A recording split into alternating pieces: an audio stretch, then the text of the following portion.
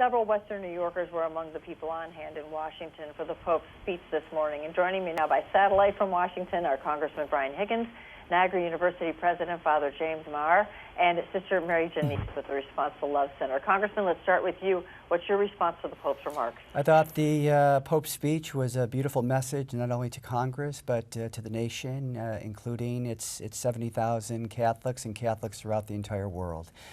It was one of hope and healing, peace and justice, delivered with great humility and grace, as this Pope is known to do, and he captured the attention of everybody in the chamber by invoking Abraham Lincoln, Martin Luther King, Dorothy Day, Thomas Merton, telling their stories and reminding us of their sacrifices toward the common good. And I think that's fundamentally consistent with the message of this papacy and this Pope.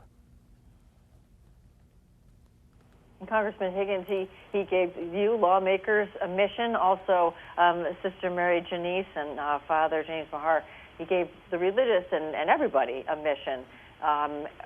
Go into that a little bit. Sister Mary Janice, you already do what the Pope is talking about. That's right, but it's a good time for me to reflect and to do better.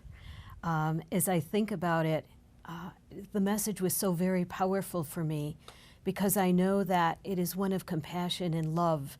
It's a ministry that I'm involved with, especially with many people who come to our center. They have a need to be loved, a need to be respected, and to be treated with dignity.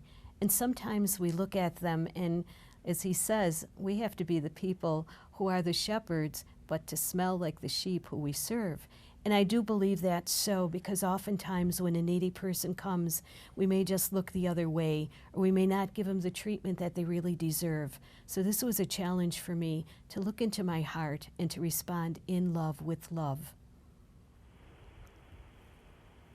Okay, and Father Maher, you're an academic. You'll be bringing a message back to the university, I'm sure.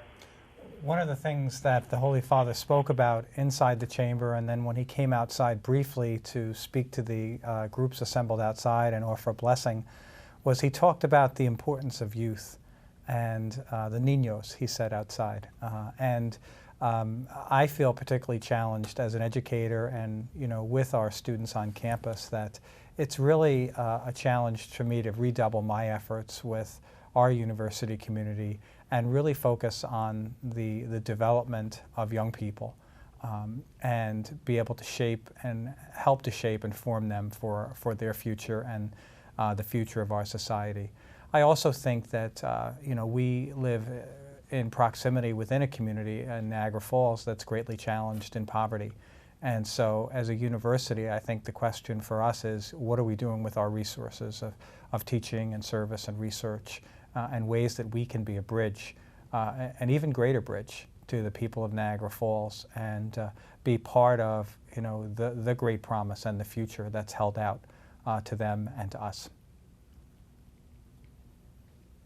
All right. Thank you all for joining us this afternoon. Thank you. Thank you.